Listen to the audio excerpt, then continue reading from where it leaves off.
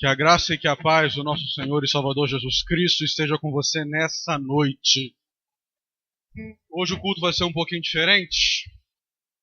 Livro do Apocalipse, capítulo 2. Hoje vamos ler a maior carta das igrejas do Apocalipse, que é Tiatira.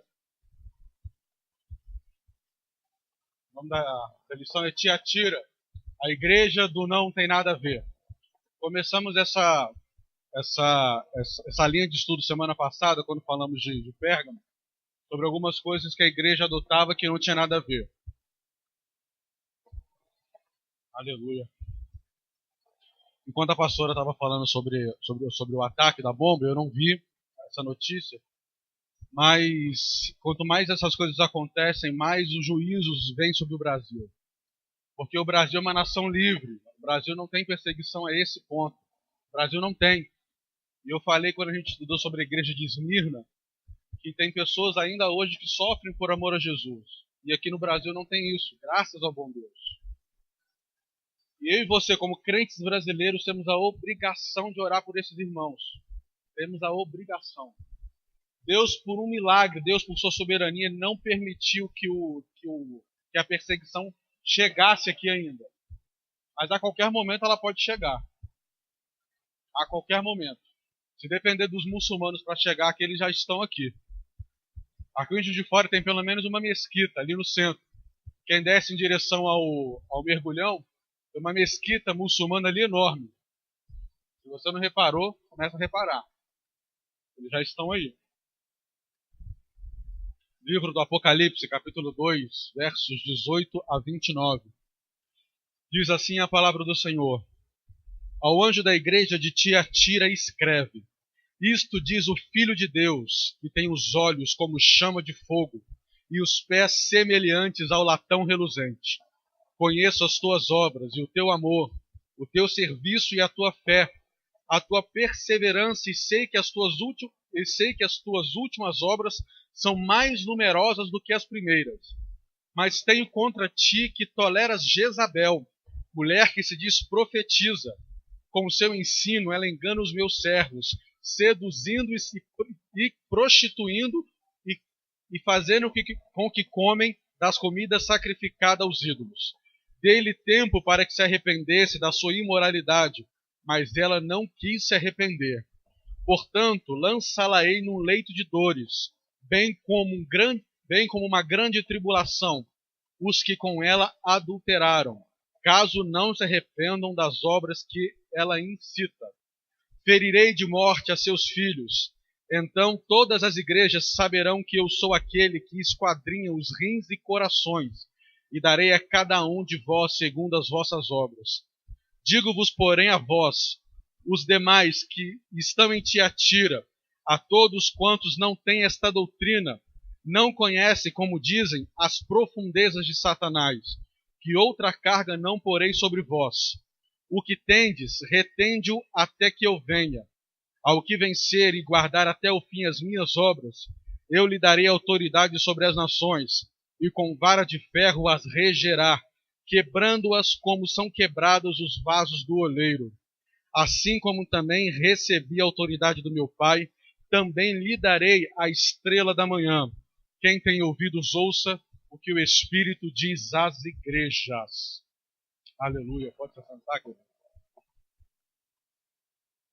Você viu que tem muita informação para a gente falar hoje.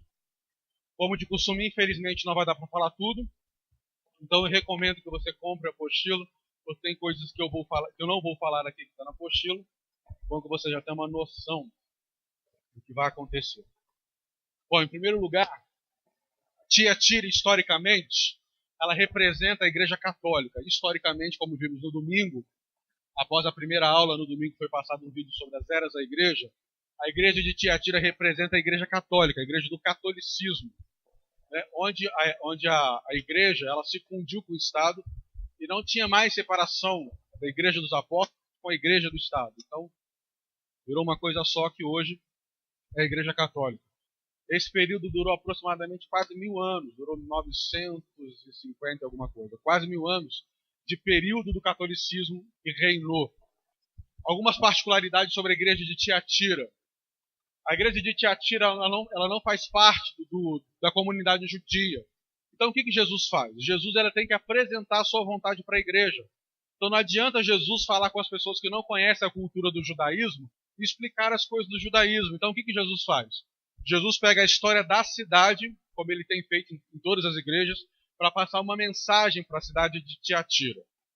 E com essa cidade não é diferente. Essa cidade ela não é um polo cultural como Esmirna e Éfeso, ela não é. Ela também não é um polo político como a igreja de Pérgamo. Ela não tem nada que atraísse a ela a atenção. Mas ela tinha como característica o polo comercial. Ali na cidade de Tiatira, o foco ali era comércio. Ali havia comércio de tecido, de prata, de bronze, de cobre, de alguns materiais. Então ali era o fluxo de toda a comercialização da Ásia Menor. Como a gente tem feito aqui uma comparação, a igreja de Éfeso é a cidade de São Paulo, a igreja de Esmirna seria a cidade do Rio de Janeiro, a igreja de Pérgamo seria a cidade de Brasília, o Distrito Federal. Então Tiatira seria ali a ponte da amizade, ali no Rio Grande do Sul, onde muitos moambeiros passam ali. Então, Tiatira seria ali. Então Tiatira é a rota de comércio da Ásia Menor. Então tudo quanto é tipo de comércio, todos os tipos de comercialização passava por Tiatira, naquele lugar. Mas só que Tiatira, como não tinha nenhum foco religioso, político, nem militar, ali era o comércio. Então o que acontecia? Naquelas cidades haviam muitos sindicatos. Sindicatos de trabalho, como a gente conhece hoje, sindicatos. Então cada tipo de trabalho tinha um sindicato. Por exemplo, os fundidores de metais, tinha um sindicato dos fundidores de metais. Ah, mas aquelas pessoas que vendem tecido, então tinha um sindicato das pessoas que vendiam tecido. Então cada sindicato, cada grupo comercial tinha o seu sindicato. Mas só que cada sindicato tinha um deus particular, tinha uma divindade particular. Como, por exemplo, ali também passava um fluxo do correio imperial. Todas as mercadorias que passavam, iam até o imperador, passavam por Tiatira. Então, por exemplo, os correios daquele lugar tinha como deus protetor o Hermes, deus da mitologia grega, que é o deus mensageiro. E assim por diante. Então, cada sindicato tinha um deus padroeiro ou tinha uma deusa padroeira naquele lugar. Então, as pessoas não eram obrigadas a participar desses sindicatos, não eram obrigadas. Mas se não participasse desses sindicatos, a pessoa praticamente morreria de fome, literalmente. Literalmente, ela morreria de fome. Seria, por exemplo, hoje você ter um pequeno açougue do lado da fábrica da Friboi. Seria ter uma loja, seria mais ou menos uma pequena loja de eletrodoméstico e você concorrer com a Ricardo Eletro. Seria mais ou menos isso. A pessoa não era obrigada a fazer parte desses sindicatos, mas se não fizesse, praticamente seria, como os teólogos falam, como suicídio comercial. Não era obrigado, mas provavelmente as pessoas morreriam de fome. Além de morrer de fome, não tem nenhum tipo de recurso financeiro, as pessoas eram menosprezadas naquela cidade. Eu disse, nossa, por exemplo, o Marlon, vamos supor se Marlon fosse de Tiatira. Nossa, mas o Marlon é empresário da construção civil, ele não faz parte daqui da nossa comunidade, do nosso sindicato dos construtores civis. Não, mas não conversa com ele não está no nosso sindicato, não conversa com ele. Então as pessoas que não faziam parte desses sindicatos eram menosprezadas, eram ridicularizadas, tinham preconceito sobre essas pessoas. Mas nesses sindicatos, infelizmente, não era só questão trabalhista. Não era só isso. Nesse sindicato, as pessoas que faziam parte eram agregadas a esses sindicatos. A pessoa tinha todo o amparo financeiro, ela não passava fome, ela não passava necessidade. Seria como se for, por exemplo, o Marlon é um representante da construção civil, e eu também. Mas vamos supor que o Marlon só vende cimento. Eu só vendo outra coisa, sei lá, vendo areia. Obrigado. Vendo areia. Então vamos supor, por exemplo, chega o pastor lá na cidade de Tiatira e quer construir uma casa. Aí chega na lojinha do Marlon e fala, eu quero comprar cimento, quero comprar brita, quero comprar areia. Eu disse, não, eu só vendo cimento. Vai no meu amigo ali que ele vende o que você procura. Então mais ou menos era uma rede interligada, que um vendia alguma coisa para todo mundo ter sorte, para todo mundo ter rendimento, então cada um vendia alguma coisa. Então todo mundo participava. Então esses sindicatos eram isso. Cada um desfrutava de um pouquinho de um setor comercial. Então, não fazendo parte disso, a pessoa não tinha nenhuma chance financeira. Nenhuma chance. Mas só que nesses sindicatos tinha muitas reuniões de confraternização. Tinha muitas. E nessas reuniões de confraternização, tinha almoços, tinha jantares, tinha recreação para as crianças. Tinha aquela coisa toda que a gente vê nas empresas de hoje. Nada diferente. Mas só que nesses jantares, nesses almoços, as comidas eram sacrificadas aos ídolos. Antes de oferecer as comidas, eram oferecidas ao Deus daquela sociedade. Era oferecida ao Deus daquele sindicato. Então os crentes daquela cidade ficavam muito em dúvida se eles poderiam participar desses sindicatos ou não. Ah, mas será que é pecado participar? Mas se eu não participar, eu vou morrer de fome. Minha família vai morrer de fome. Meu Deus, será que é pecado e será que não é pecado? Ah, mas poxa, só vou lá no sindicato lá, só vou comer uma comida lá, não tem nada a ver, mas será que é pecado, será que não é? Então essa dúvida estava na cabeça dos crentes da cidade de Tiatira. Aí aparece uma senhora, que a Bíblia fala, chama ela de Jezabel. A gente não sabe se o nome dela era Jezabel ou se Jesus usou a referência daquela rainha lá do livro dos reis, do livro de crônicas, para simbolizar aquela figura. Ela vendo aquela dificuldade dos crentes daquela cidade, ela dá uma ideia brilhante, ela resolve todos os problemas. Ela fala assim, não se preocupem com nada, não se preocupem. Vocês crentes, vocês não são crentes de verdade. Vocês não são crentes de verdade, porque quem é crente de verdade conhece as obras de Satanás. E conhecendo as obras de Satanás, consegue vencer. Aí sim vocês podem ser chamados de crentes verdadeiros. Então o que ela estava querendo dizer com isso?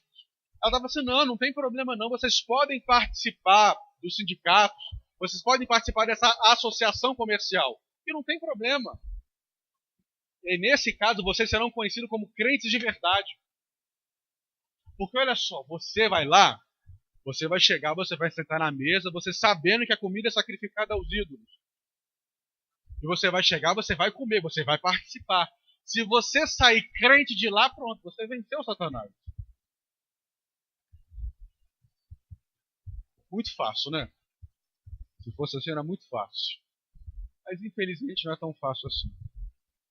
Nessas festas, tinha comida, tinha vinho, tinha bebida, o povo bebia um bocadinho mais.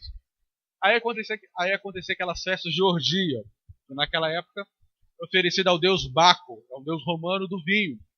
Por isso que vem a palavra bacanal, em homenagem ao deus do vinho, Baco. Porque as pessoas bebiam tanto vinho, para adorar a Deus, elas cometiam todo tipo de orgia, em homenagem ao deus Baco. Por isso o nome bacanal, por causa disso. Então, acontecia essas festas de cunho sexual, religioso e afins. Mas só que tem um problema. O diabo ele é tão sagaz, ele é tão esperto, que num primeiro momento, quando aqueles crentes participavam dessas festas, nada acontecia. Entre aspas. Nada acontecia. Porque os crentes participavam daquelas festas e... Tô crente ainda? Não, eu vou na igreja porque se eu cair duro, se Deus me matar na igreja é porque eu estou em pecado. Não, mas se eu for na igreja e Deus não me matar, pronto, venci Satanás. E é isso que acontecia. Então muitos crentes participavam dessas festas, desses sindicatos, faziam parte, participavam dessas festas, iam na igreja. E nada acontecia. Olha, gente, não é que a Jezabel estava certa mesmo? O que eu vou fazer? Vou parar, não. Deus me livrou, não. Misericórdia, eu não posso fazer mais isso, não. Misericórdia. Eles fizeram isso? Uai, se Deus me matou, eu vou continuar fazendo. Vou continuar fazendo. Porque eu frequentando esses sindicatos, eu tenho dinheiro. Frequentando esses sindicatos, eu tenho moral na sociedade. Frequentando esses sindicatos, eu sou respeitado como pessoa e eu não serei discriminado aonde eu moro. E sem contar que eu como de graça. Sem contar que eu participo de umas festinhas lá meio, nada a ver lá. Então essa era a cultura, esse era o pano de fundo que a igreja de Tiatira estava passando. É nesse contexto que Jesus escreve essa carta à igreja de Tiatira. Então Jesus tem algumas revelações bem impressionantes quando ele escreve essa carta. No versículo 18 ele diz assim: assim declara o Filho de Deus, cujos olhos são como chamas de fogo e seus pés são como latão reluzente. O deus de adoração daquela cidade era o deus Apolo, era o deus do sol, ou deus sol. Apolo, na mitologia grega, era o segundo na hierarquia de poder na mitologia grega. Então tinha Zeus, que era o pai, era assim mesmo. Tinha Deus, que era o pai, e tinha Apolo, que era o deus sol, que era o filho. Então Jesus fala para a igreja de Tiatira, escreve ao anjo da igreja que quem fala é aquele que tem os olhos como chama de fogo. Então, o Apolo da mitologia grega não fez nada para ninguém. Ele não ajudou ninguém, não fez nada para ninguém. Mas eu imagino o pastor de Tiatira, lá na igrejinha dele, lá na casa dele, fazendo qualquer coisa, e de repente bate alguém na porta. Ai, gente, quem que é essa hora? Não está esperando ninguém? Aí chega um mensageiro com uma carta. Imagina, pastor, o mensageiro bate lá na sua casa lá. Eu sou irmão, paz do Senhor, tudo bom, pastor? Tudo bom. Isso aqui eu tenho uma carta do apóstolo João para o senhor. Aí o pastor pega a carta e logo de cara ele lê assim: ao anjo da igreja de Tiatira escreve: eu sou aquele que tem os olhos como chama de fogo e os pés como latão reluzente. Isso quando o pastor leu naquela hora, isso na hora veio na mente dele, fazendo um contraponto sobre a adoração daquela cidade do deus Apolo. Porque o Apolo não escreveu carta para ninguém. O deus Apolo não saiu lá do Olimpo e não fez nada. Então imagina você na sua casa receber uma carta do apóstolo João, e você lê Jesus falando para você, falando aqui, ó. Aqui filho, ó. Quem fala é aquele que tem os olhos como chama de fogo. E seus pés, os meus pés, são como latão reluzente. Esses olhos como chama de fogo, simboliza a visão de Deus que não tem limite. Esses olhos como chama de fogo significa que Deus não há limite para a visão de Deus. Deus enxerga tudo em todos os lugares e ao mesmo tempo. Deus enxerga no profundo. Deus enxerga o que acontece no meu pensamento. Deus enxerga o que acontece no meu coração. E Deus sabe as intenções dos meus atos. Essa é a visão como olhos como chama de fogo. E pés como latão reluzente significa juízo, significa julgamento. Então todas as vezes que a gente vê na Bíblia, quando Deus retrata que seus pés são pés metálicos, significa que são pés que vão exercer juízo a alguém, ou alguma pessoa. E para falar ainda, os pés de Jesus, nesse caso, são pés como bronze reluzente. São pés flamejantes de fogo. Essa era a carta que o pastor recebeu naquele lugar.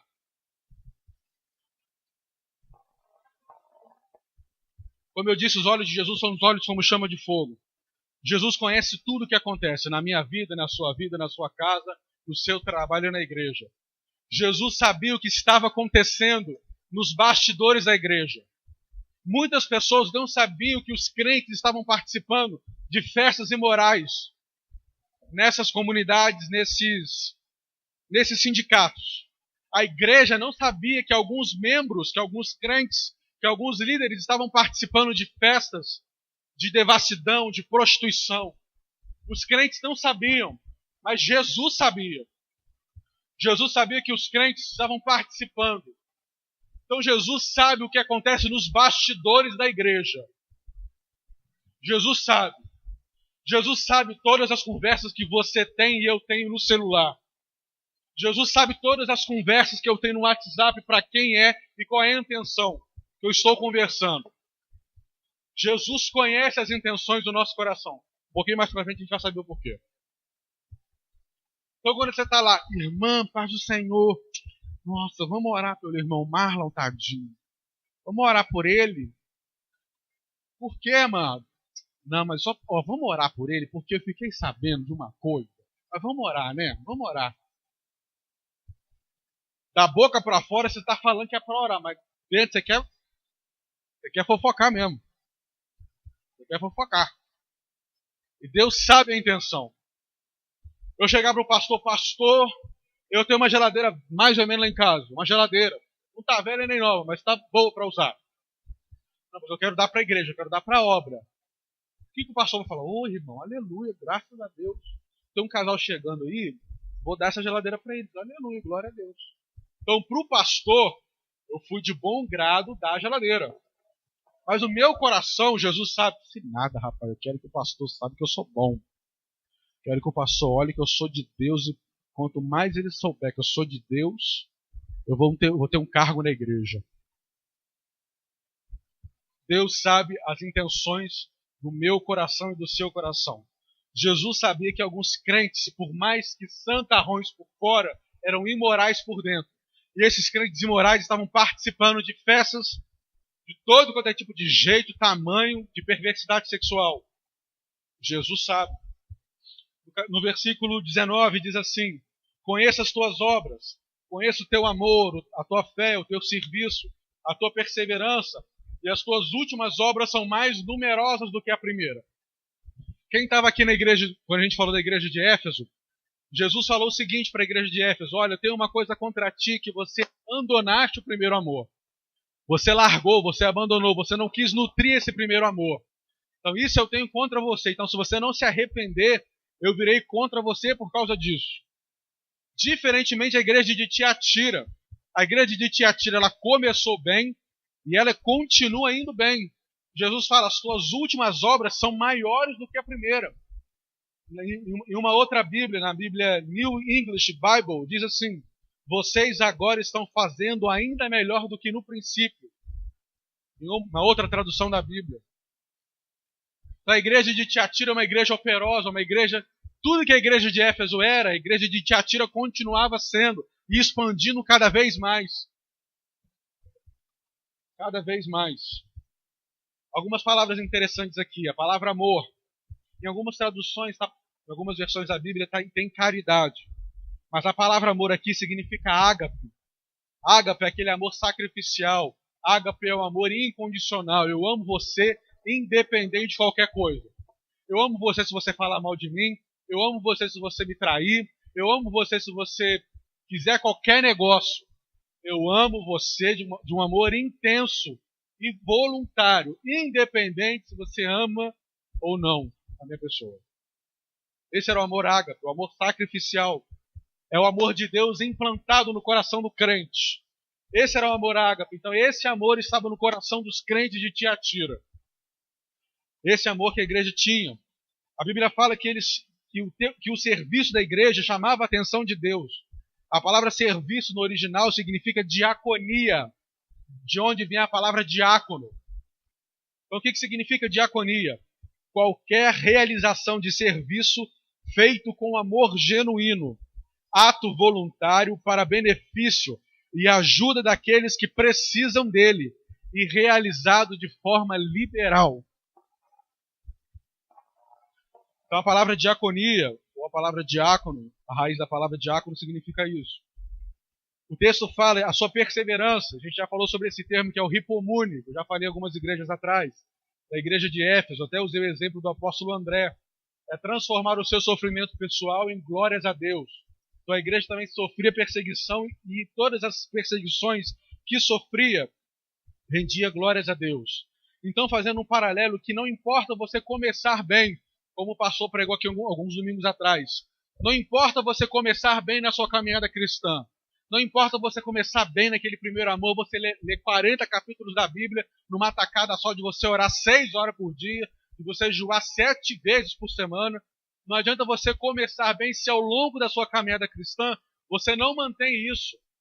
Não importa você começar bem, não adianta nada você jejuar 7 vezes por semana, daqui a 6 meses, 3 semanas de crente, você... Ah, pai, vou orar não, estou com preguiça de orar. Vou orar não. Ah, rapaz, nossa, ler Bíblia é muito chato, vou ler esse negócio não. Nossa, Levítico, então, misericórdia, eu não vou ler aquele negócio não sou sacerdote, não sou israelita, não vou ler aquilo não. Então é você manter um padrão, você manter um ritmo, não importa que ritmo você mantenha, não importa, o importante é que você mantenha um ritmo contínuo ou gradativo na sua caminhada cristã. Porque não adianta nada você começar bem, e parar no meio do caminho, ou ficar à beira do caminho. Isso não importa. A igreja de Tiatira era uma igreja trabalhadora, independente, era uma igreja que dá gosto de ver. Era uma igreja que eu e você com certeza gostaríamos de fazer parte dela. Era uma igreja missionária, era uma igreja que cuidava dos pobres, era uma igreja que pregava o evangelho genuíno, não é essa pouca vergonha que está aí. É uma igreja que era uma igreja que Deus se agradava dela, tanto que Jesus fala: eu conheço as suas obras são muito boas. Eu reconheço as tuas obras. Essa era uma parte da igreja, a parte fiel, a parte crente, a parte envolvida com Jesus, envolvida com o ministério. Mas, infelizmente, todas as igrejas não têm só parte boa. Infelizmente. Tem a parte ruim também. O pastor Hernandes Dias Lopes, uma vez em uma entrevista, perguntaram para ele: pastor, qual é a sua avaliação que o senhor tem da igreja? Ele fala que ele dá uma resposta padrão para todas as perguntas desse tipo. Ele fala assim: olha, a igreja vai muito bem, a igreja vai mais ou menos, e a igreja vai muito mal. Por que ele fala isso? Ele fala isso porque numa mesma igreja você tem crentes fiéis, crentes cheios do Espírito Santo, crentes voltados para a palavra, crentes voltados para servir, crentes assim de verdade.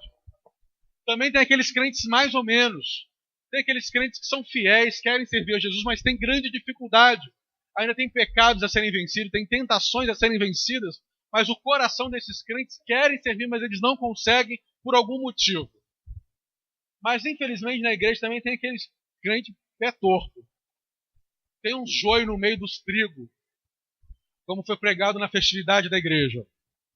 Infelizmente, tem crente que é crente, ou pelo menos se fala que é crente, mas está nem aí, vive no pecado mesmo, não está nem aí.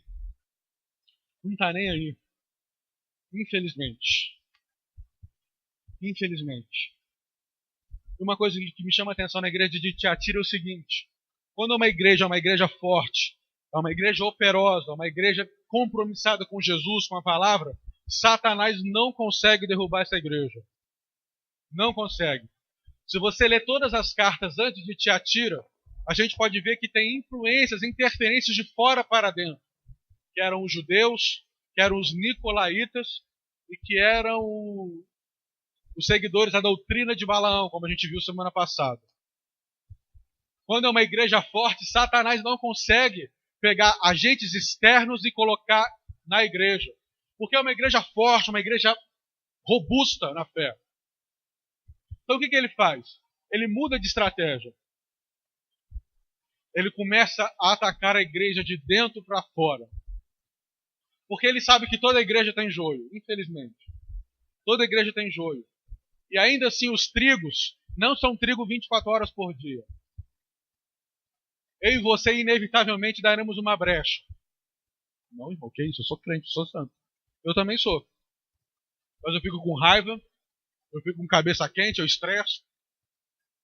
Uma hora o diabo vai achar uma brecha na minha vida e na sua. Inevitavelmente. É nesse momento que Satanás espera para ele usar você. Tem uma frase que eu gostei muito, que diz o seguinte: Satanás, ele é mais perigoso como serpente do que como leão que ruge. Vou repetir. Satanás, ele é mais perigoso como serpente do que como leão que ruge.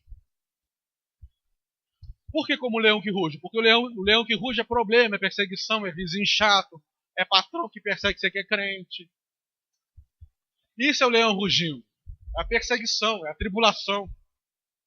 Agora, a serpente são as tentações, são aquelas coisas sutis, são os elogios que eu falei no culto passado, que muitos crentes caem não porque eles são perseguidos, não porque eles são maltratados. Muitos crentes vão cair, caem mesmo, infelizmente, pelos elogios. Porque o crente, infelizmente, ele cede na sua vigilância. Infelizmente. Eu usei o exemplo da pastora falando que quando a pastora ora, meu Deus do céu, até o diabo fica endemoniado. Quando a pastora acorda, meu Deus, tem uma reunião do céu, meu Deus, a pastora de novo acordou, o que a gente vai fazer, Então se eu começar a falar isso, fala, nossa pastora, olha, quando a senhora ora, anjo não faz greve. Quando a senhora ora, paralítico levanta, surdo ouve, mudo fala. Então, se eu falar isso repetidamente para as pessoas ou para qualquer pessoa, a pessoa não vai me ver como inimigo. Você, poxa, o irmão realmente sabe que eu oro mesmo, sabe que eu pago o preço mesmo, que eu estou aí mesmo, que eu estou servindo. Então, automaticamente, o bichinho, a larvinha da soberba começa a inflar, começa a inflar. Pronto. A Bíblia fala que a soberba precede a queda. Muitos crentes caíram e vão cair por causa dos elogios. E Satanás, ele é mais perigoso como serpente do que como leão que ruge. E Satanás encontrou uma forma de entrar e destruir a igreja. E essa perseguição de Satanás dentro da igreja de Tiatira foi tão tremenda que a igreja não durou 100 anos. Historicamente, a igreja de Tiatira não completou um século, não completou. Porque a tentação entrou na igreja de uma tal forma que ela rachou, ela quebrou. Infelizmente. No versículo 20 diz assim, deixa eu pegar aqui, mas tenho contra ti que toleras Jezabel, mulher que se diz profetiza. Com o seu ensino, ela engana meus servos, seduzindo-os a prostituírem e a comerem coisas sacrificadas aos ídolos. Já expliquei o contexto, você sabe por quê. Eu vou ler um pedaço aqui da apostila que eu não posso deixar de ler, que é muito importante. Nos dias de hoje, muitas igrejas sofrem a influência do espírito de Jezabel. Podemos entender que essa manifestação demoníaca não é apenas um demônio que incorpora em uma pessoa que pode ser facilmente expulsa em nome de Jesus, mas um sistema altamente organizado por demônios, principados, potestades e governos no mundo espiritual de Satanás, para tirar a autoridade do pastor, para dividir ou tornar a igreja inviável. O especialista, pastor Giovanni Rodrigues, com seu seminário Desvendando o Espírito de Satanás, diz que, abre aspas, todo o processo de rebelião e tomada de autoridade do pastor ocorre entre 6 meses e 2 anos. O espírito de Jezabel está intimamente ligado à rebeldia, mas nem sempre pode ser identificado com rapidez. O alvo do espírito de Jezabel é tomar, desvalorizar a autoridade do pastor, do bispo, apóstolo, ou seja, o anjo da igreja. Assim como a rainha Jezabel foi rebelde com seu marido, lá no Antigo Testamento, e a mulher aqui ilustrada no livro do Apocalipse, da mesma forma esse espírito age em muitas igrejas. E Jezabel não vem com roupas de prostituta, falando palavrão e nem se comportando de maneira indecorosa. Muito pelo contrário, são crentes preocupados com a obra, visitam, evangelizam, têm cargos na igreja, frequentam cultos de oração e etc. Alguns indícios que a igreja está sofrendo com o espírito de Jezabel: adultério, prostituição, homossexualidade, masculina ou feminina, rebeldia e divisão. Não necessariamente todos os itens que eu acabei de falar fazem parte da igreja.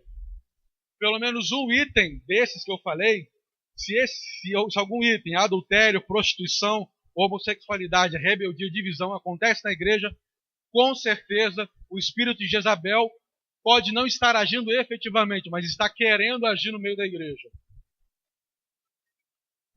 Então Jezabel aqui nesse contexto da igreja de Tiatira, Jesus fala, essa falsa profetisa, e ela estava dando conselhos aos crentes. Então o que ela estava falando? Ela estava tirando a autoridade do pastor da igreja. Ela estava tirando a autoridade do pastor da igreja de Tiatira. Não, o pastor de Tiatira, não é isso não. Não, mas o pastor é muito crentão. Não é assim não. Eu tenho uma outra visão da Bíblia. Não, porque ele fala não. E o pastor de Tiatira, ele fala muito de herege, fala muito de falso profeta. Não é assim não, gente. Não é assim não. Não é assim não. O alvo do espírito de Jezabel é o pastor. Por causa da atuação dessa legião de demônios, deixando bem claro que o espírito de Jezabel não é apenas um demônio que se manifesta na igreja e qualquer pessoa pode expulsar de Jesus. Quando a carta de Tiatira fala o espírito de Jezabel, significa legiões e legiões organizadas no mundo espiritual para agir em uma comunidade, para agir em uma igreja. Mas para quê? Para tirar a autoridade do pastor. Jezabel quer tirar a autoridade do pastor da igreja. Essa é a função do espírito de Jezabel. Eu recomendo que vocês assistam, que procurem no YouTube. É um seminário de 3 dias, ou 3 vídeos, né? Desvendando o espírito de Jezabel, do pastor Giovanni Rodrigues. É um seminário de 3 dias, ou 3 vídeos de 2 horas. É muito bom, eu recomendo que você assista. Procura no YouTube, é livre, você pode ouvir, você pode aprender muito sobre o espírito de Jezabel. Eu tenho um vídeo para passar que fala mais ou menos sobre isso. Sobre um dos motivos, uma das ações que Jezabel utiliza na igreja. Esse vídeo é um mini documentário cristão que foi feito. Ele é um pouquinho antigo, mas a intenção que eu quero passar é bem legal.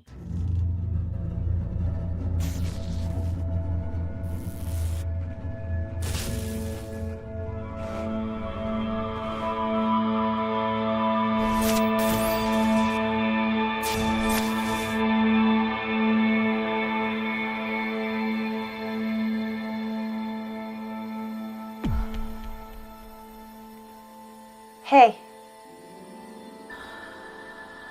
You doing your homework?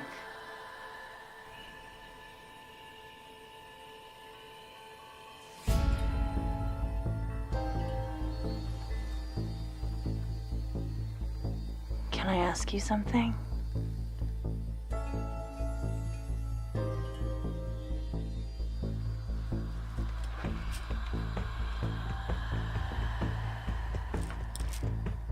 Do you think I'm pretty?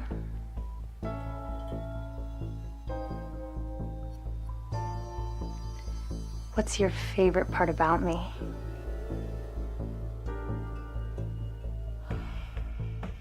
Do you want to see more?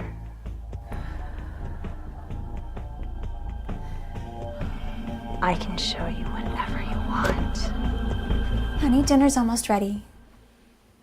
What's wrong? Nothing. Okay, we'll finish up what you're doing and come on downstairs. Okay.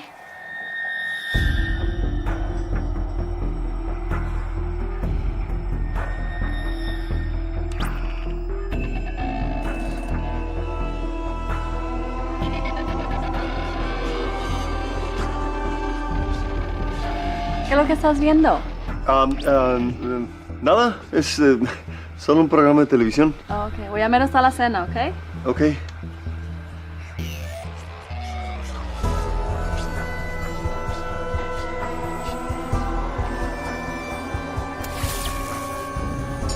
Hana, tulungan mo ako maghain sa hapagkainan, ha? Opo. Felipe, la cena está lista. Come on, it's dinner time.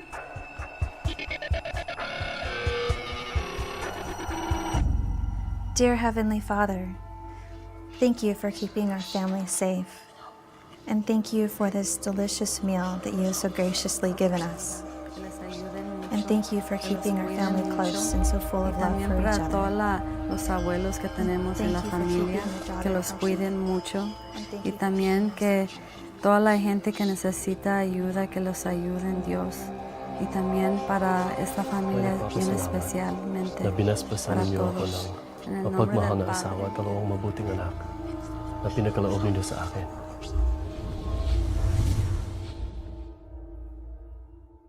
Dos 7 bilhões de pessoas no planeta, 2,2 bilhões estão online. Há 247 bilhões de e-mails e 5 bilhões de mensagens de texto enviados a cada dia. Em 2010, uma pessoa passou em média mais de 18 horas por semana online. 40% das crianças nos Estados Unidos vão online e a internet já ultrapassou a televisão como sua escolha de meio de comunicação.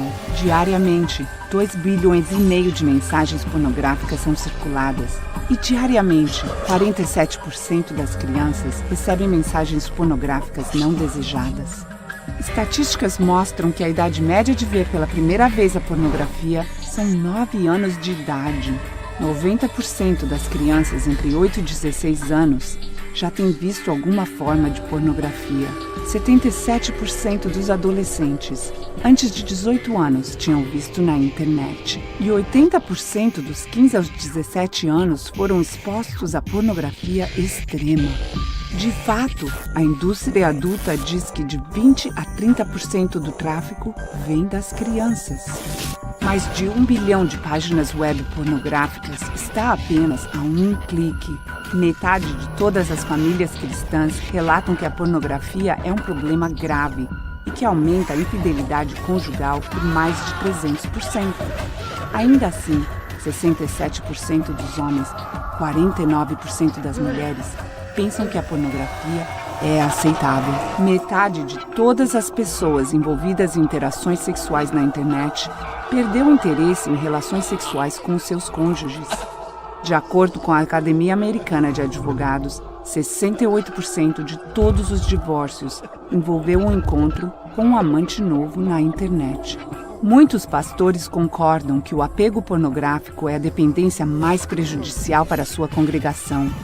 Ainda assim, em uma pesquisa conduzida em 2002, 30% de todos os pastores viram a pornografia na internet nos últimos 30 dias. E mais da metade fizeram isso no ano passado. De acordo com uma pesquisa conduzida em agosto de 2006, 20% das mulheres sofrem da dependência à pornografia. Mas há uma saída. Há lugares dedicados a restaurar famílias desfeitas e a educar os pais.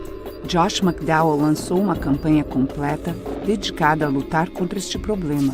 JustOneClickAway.org tem recursos e treinamento se você está sofrendo com essa dependência. A esperança está apenas a um clique de distância. Para mais informação, visite JustOneClickAway.org. Pode acender a luz. Eu já tinha assistido esse vídeo há muito tempo atrás. Muito tempo atrás. O Espírito Santo me incomodou para passar esse vídeo hoje na igreja. Todo mundo conseguiu ouvir? Não tem nem o que falar, né?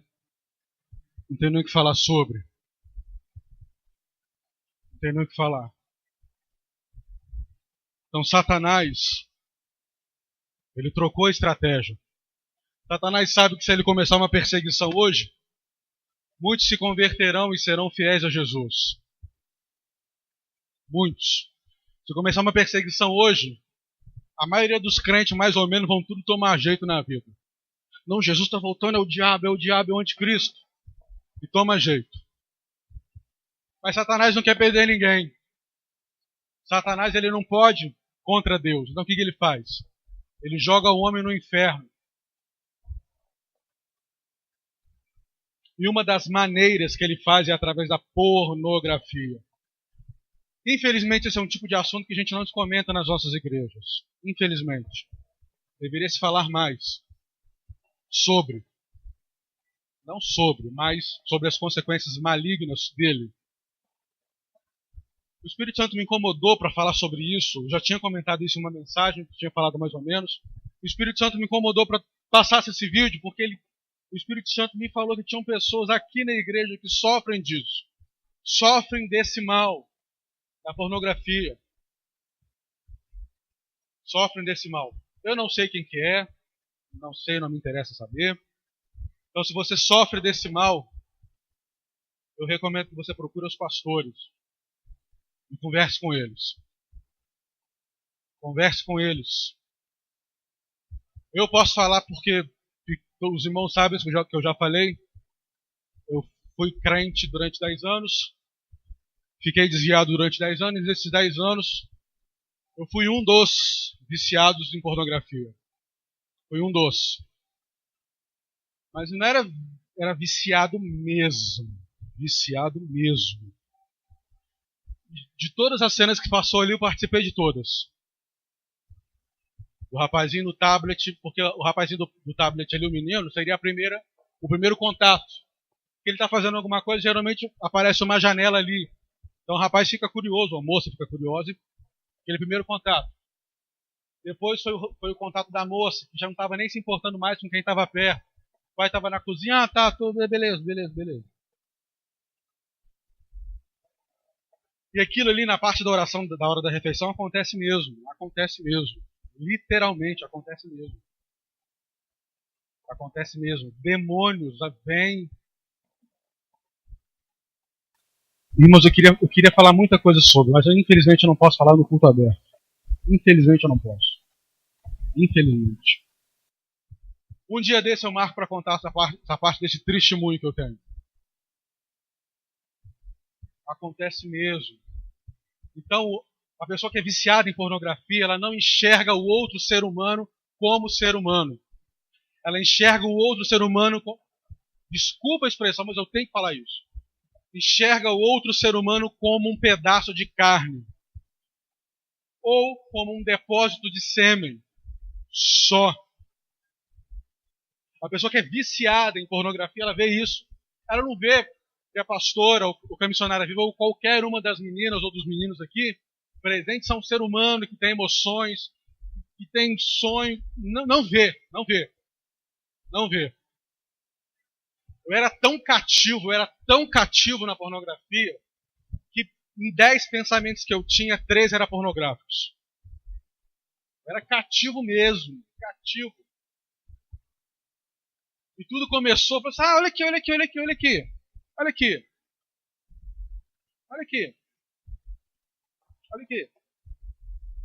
Não, mas rapaz, tem um vídeo aqui que tem que ver esse vídeo aqui. E uma coisa vai puxando a outra. Um abismo vai puxando o outro.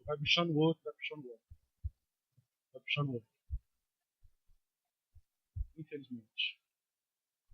Então Jezabel utiliza desses mecanismos para prender os crentes. E a pornografia é um deles. No documentário falou que 49% das mulheres são vítimas de pornografia. Acabou essa história que só homem que gosta. Acabou essa história. Acabou, não tem mais só isso. Tem muitas mulheres que são viciadas em pornografia e pornografia pesada. Pornografia pesada. Infelizmente, Jesus. Enfim. Pesada mesmo. E o diabo, ele não vai lançar perseguição contra você. Porque na sua cabeça o diabo fala, não tem nada a ver. Não, mas ninguém está vendo. Terça-feira passada que 2 demônios mais perigosos que existem é o demônio não tem nada a ver e ninguém está vendo. E a pornografia preenche esses 2. Ih, rapaz, não tem nada a ver, não tem nada aí. Rapaz, bora. Ninguém está vendo. Tem nada a ver. Tem tudo a ver. Porque automaticamente, quanto mais me envolvo na pornografia, mais longe estou de Deus. Semana passada, num vídeo, foi falado sobre que o vosso leito seja sem mácula. Um vídeo foi passado, o leito no original significa relação sexual, coito. E que essa relação sexual tem que ser pura e santa para os casais crentes, casados. Então, quando Jesus fala que Jezabel incentiva a prostituição, essa prostituição significa porneia. Porneia é todo e qualquer tipo de satisfação sexual fora do padrão de Deus. E qual é o padrão de satisfação sexual de Deus? No casamento. Então qualquer coisa que foge isso é pecado, é prostituição. Tudo que você imaginar que não é dentro do casamento com a sua mulher é pecado. Inclusive isso que você está pensando agora é pecado. Mas é pecado. Versículo 21 e 22. Concedi-lhe tempo para que se arrependesse da sua prostituição, mas ela não quis arrepender-se. Portanto, eis que farei adoecer e enviarei grande aflição sobre aqueles que com ela cometem adultério, a não ser que se arrependa das suas más obras. Jesus aqui, ele deu oportunidade para essa tal Jezabel se arrepender dos seus pecados. Jesus utiliza o juízo em favor de misericórdia. Então, todas as vezes que Deus exerceu um juízo sobre você, é porque Ele quer te corrigir. Todas as vezes que Jesus exerce uma punição, ou uma tribulação, uma doença, alguma dificuldade, seja lá o que for e aonde for, é para que você volte aos caminhos de Deus, é para que você se volte à oração, é para que você se volte mais à presença de Deus. Por isso que Deus aperta um pouquinho o parafuso. Meu Deus do céu, não estou aguentando. É para você voltar a falar com Ele. Qual foi a última vez que você levantou de madrugada para falar com Ele? Qual foi a última vez que você jejuou? Jejuou com o propósito de Deus, me enche da sua presença. Qual foi a última vez que você leu um capítulo da Bíblia querendo assim, meu Deus do céu, não sabia disso, me mostra mais. Então Deus aperta um pouquinho para que você tenha esse desejo da palavra e da presença dele. Então Jesus usou a tribulação e a adversidade para que Jezabel ela se convertesse dos seus pecados. Mas, infelizmente, ela não se converteu. Versículo 23. E ferirei de morte a seus filhos, e todas as igrejas saberão que eu sou aquele que sonda os rins e coração, e darei a cada um de vós segundo as vossas obras. Quando Jesus fala que ele sonda os rins, quando li isso a primeira vez, meu Deus, para que só vai sondar meu rim, Jesus? Não tem nada para sondar aqui não. Eu quero que o Senhor sonde a minha mente e meu coração. Meu rim não serve para nada não. Aí fui pesquisar. Para o judeu naquela época, existia uma diferença entre coração e rins, sentimentalmente. Coração são as nossas emoções com todas as pessoas. Os rins aqui, para o judeu, significava aqueles pensamentos mais profundos, aqueles pensamentos assim que ninguém pode saber. Aquele tipo de pensamento escabroso que ninguém pode saber. Mas por que eles tinham essa ideia? Porque os rins, o nosso corpo, fica escondido aqui atrás. Então, para o judeu, na batalha, na guerra, quando ele via uma pessoa toda aberta por causa da guerra, ele olhava assim, olha gente, o rim é escondido, né? Ah, então é daqui que vem aqueles pensamentos que eu tenho de vez em quando. Então, quando Jesus fala que eu sondo corações e sondo os rins, Jesus está falando o seguinte, eu sondo você por completo, total e integralmente. Não tem nada nas suas emoções, no seu cérebro, na sua mente, no seu coração, nas suas emoções que eu não saiba. O que significa isso na Escritura? Deus julgará todas as nossas intenções. Os comerciantes de Tiatira estavam realmente pesarosos se era correto ou não participar desses sindicatos, e se isso desagradaria ao Senhor. Mas outros crentes queriam pecar. O desejo dos seus corações estavam inclinados para isso, e usavam essa desculpa, porque ficariam sem dinheiro. Jesus conhece a intenção do coração de cada um de nós. Então, como eu li, tinha crente que realmente estava preocupado. Oh, meu Deus, eu preciso trabalhar, preciso de dinheiro. Se eu não tiver dinheiro, como é que faz? É pecado ou não é? Mas tinha uns espertalhões que meu filho? Festa da deusa Diana. É lá mesmo que eu vou. Não, realmente, tem que saber. Não, eu estou indo lá, mas estou evangelizando lá, sacerdotisa de Diana. Estou evangelizando as meninas lá, as prostitutas, mas eu estou lá. Evangelizando. Jesus conhece o meu coração e o seu coração nas suas intenções. Por mais bem que eu e você façamos, Deus sabe o porquê que você está fazendo isso. Deus sabe o motivo das suas intenções. A Bíblia fala que cada um dará conta de si mesmo a Deus. Tem um livro que está lá no Apocalipse, eu não sei aonde agora, que fala das nossas emoções, que Jesus julgará as nossas emoções, as nossas intenções, os nossos atos. Versículo 23. Ferirei de morte a seus filhos, e todas as igrejas saberão que eu sou aquele que sonda os rins e corações, e darei a cada um segundo as vossas obras. Então Jesus, ele ia dar uma sentença de morte para que todas as igrejas soubessem. Mas Jesus poderia muito bem te matar aquelas pessoas e lançar no inferno. Poderia. Mas ninguém ia saber que Jesus estava punindo eles. Ninguém ia saber. Então o que Jesus faz? Jesus permitiu que a aflição, que a doença chegasse até eles. E padecesse muito. Acho que no segundo livro de Crônicas, capítulo 21, o rei Jorão, ou o rei Jotão, não lembro, ele estava na sacada do seu palácio, ele caiu. E o profeta Elias estava vivo e morava naquele lugar. o rei Jotão manda chamar um outro profeta, um profeta de Baal, lá dos quintos dos infernos. E Deus fala para Elias, Elias, o rei de Israel mandou chamar outro profeta.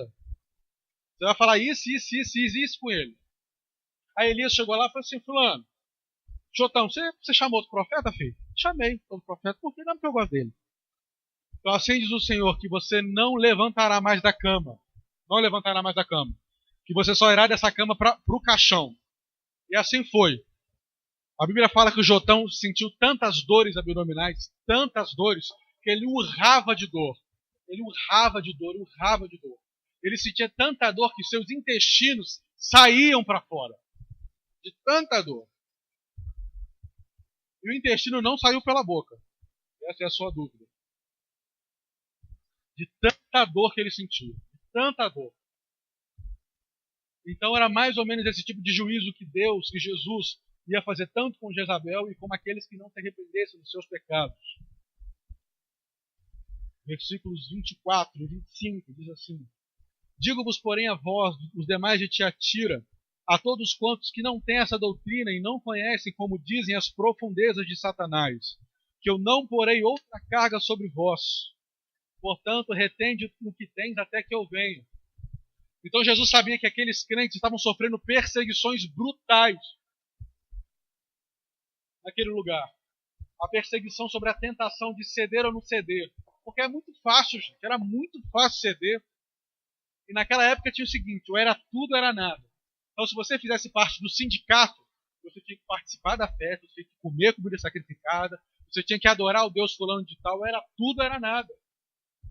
Então, se automaticamente um crente aceitasse participar de qualquer sindicato, automaticamente ele negaria Jesus e perderia a salvação. Automaticamente. Então, Jesus fala assim, aos poucos da igreja de Tiatira, aqueles que não cederam à doutrina de Satanás, permaneçam como vocês estão, que eu não colocarei outra carga sobre vocês. Eu não darei outro mandamento sobre vocês. Só segura as pontas aí mais um pouquinho, até que eu chegue. Porque Jesus sabia o esforço que aqueles crentes estavam passando. Muitos daqueles crentes fiéis estavam passando fome, literalmente. Estavam morrendo de inanição, morrendo de sede. Não tinha roupa, não tinha comida. Foi como eu falei no começo da mensagem. Era a mesma coisa você montar um pequeno açougue e concorrer do lado da Friboi. É a mesma coisa. É a mesma coisa. Então Jesus está falando, filho, fica firme que daqui a pouquinho estou chegando para resolver esse negócio aí. Fica firme. Na igreja de Tiatira existiam dois tipos de crentes. Os verdadeiros e aqueles que se gloriavam das doutrinas de Satanás. Esses crentes miseráveis aí, o que eles faziam? Eles iam nessas festas, faziam tudo o que queria, tudo que o diabo gosta. Mas eles não deixavam de ir à igreja. Eles não deixavam de ir à igreja. Eles continuavam fazendo parte dos sindicatos, mas continuavam indo à igreja. E eles se gloriavam, olha, eu sou crente de verdade. Porque eu estou lá no meio do Satanás e eu não me corrompi. Estou vindo na igreja. Eu venci Satanás. Jezabel pode falar que eu venci, porque eu estou vindo na igreja. Vou te falar uma coisinha.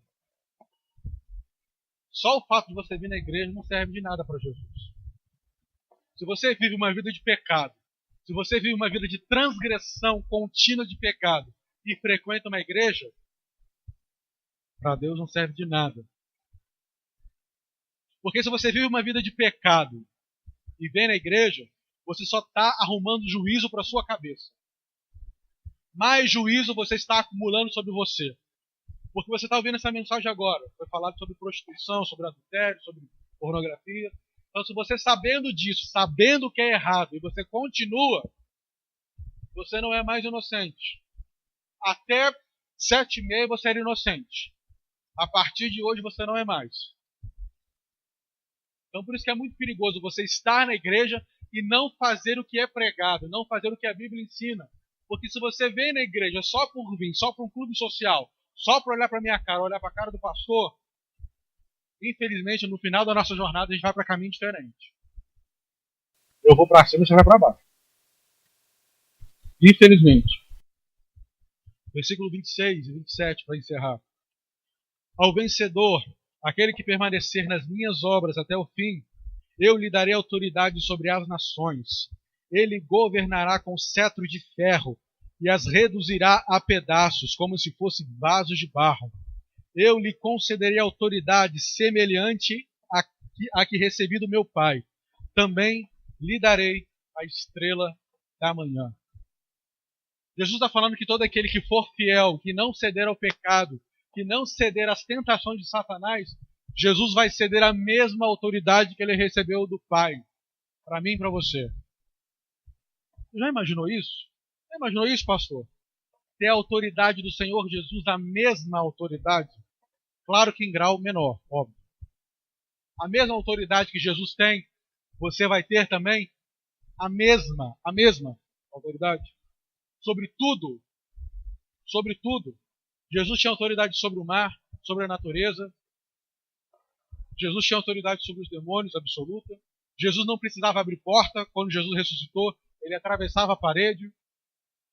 A mesma autoridade que Jesus tem, ele vai conceder todo aquele que for resistente à sedução de Satanás. E outra coisa no versículo 28 que ele fala, ele vai dar a estrela da manhã. Quem que é a estrela da manhã? A Bíblia fala em Apocalipse 22, 18. Deixa eu ver se é 18. Apocalipse 22, 16. Eu, Jesus, enviei meu anjo para vos testificar essas coisas às igrejas. Eu sou a raiz e a geração de Davi. Eu sou a resplandecente estrela da manhã. Então Jesus está falando o seguinte: se eu vencer a tentação do diabo, Jesus vai se dar para mim. Eu passarei a eternidade conhecendo a pessoa de Jesus. Durante toda a eternidade eu caminharei junto com Jesus. Se você andar comigo uma semana ou 2 dias, você já sabe tudo sobre mim. Tudo. Jesus não. A Bíblia fala que Jesus é eterno. Jesus é imenso. Jesus é imensurável. Então Jesus falando, se você vencer e não cair na tentação, você vai ter a minha companhia pessoal durante toda a eternidade. Você saberá de mim pessoalmente. É isso que significa, lhe darei a estrela da manhã. Querida, é uma coisa que até a nossa mente não consegue processar. Você vai passar 10 anos, você vai aprender de Jesus. Você vai passar 100 anos, você vai aprender de Jesus. E coisas novas. Jesus não vai ficar repetindo coisas, ou vai pegar a mesma coisa, ou vai falar de jeito diferente. Coisas novas. Vai passar 500 anos, você vai aprender de Jesus. Vai passar 1 milhão de anos, você vai aprender de Jesus. Vai passar 1 septilhão de anos, você vai continuar aprendendo coisas novas de Jesus. Se você fechasse seu olho, fechasse seu olho e pensasse em tudo que você ouviu hoje. As pessoas que aqui trabalham, será que você tem aceitado a oferta de Jezabel no seu trabalho? Será que no seu trabalho você tem aceitado um jeitinho brasileiro? Não tem nada a ver. Não é isso. Pra cá. Será que no seu trabalho Jezabel tem falado mais alto? Porque Jezabel está aí para corromper você. O espírito de Jezabel também é o jeitinho brasileiro. É o jeitinho, não, peraí. Algumas ministrações atrás eu disse que muito crente brasileiro vai bater com a porta na cara no céu. Porque vai também tentar dar um jeitinho brasileiro em Jesus. Mas eles estão perdidos, porque Jesus não é brasileiro. Jesus é judeu. Senhor Jesus, muito obrigado pela sua graça e pela sua misericórdia. Muito obrigado por mais uma vez nós aprendemos a preciosidade da sua palavra. Muito obrigado, Jesus, pelo Senhor ter aberto nossos olhos sobre o espírito de Jezabel, meu Deus, sobre as artimanhas de Satanás, meu Deus, que ele vem mais feroz como serpente do que como leão que ruge. Trata no nosso coração, Espírito Santo. Precisamos ser vigilantes. Pai, ajuda-nos, Deus. Ajuda-nos a ser fiel. Ajuda-nos a ser fiéis a Ti, Deus, em tudo, em todo tipo de situação. Ajuda-nos, Deus. Não temos condições de permanecermos santos, Deus, sequer por 1 hora, que dirá a vida inteira. Não temos condições de permanecer justos, santos, sem pecado durante 1 hora, que dirá a vida toda. Continua falando conosco, Deus, através da ministração da oração, Deus. Louvamos e agradecemos o Senhor, Deus, em nome de Jesus. Aleluia.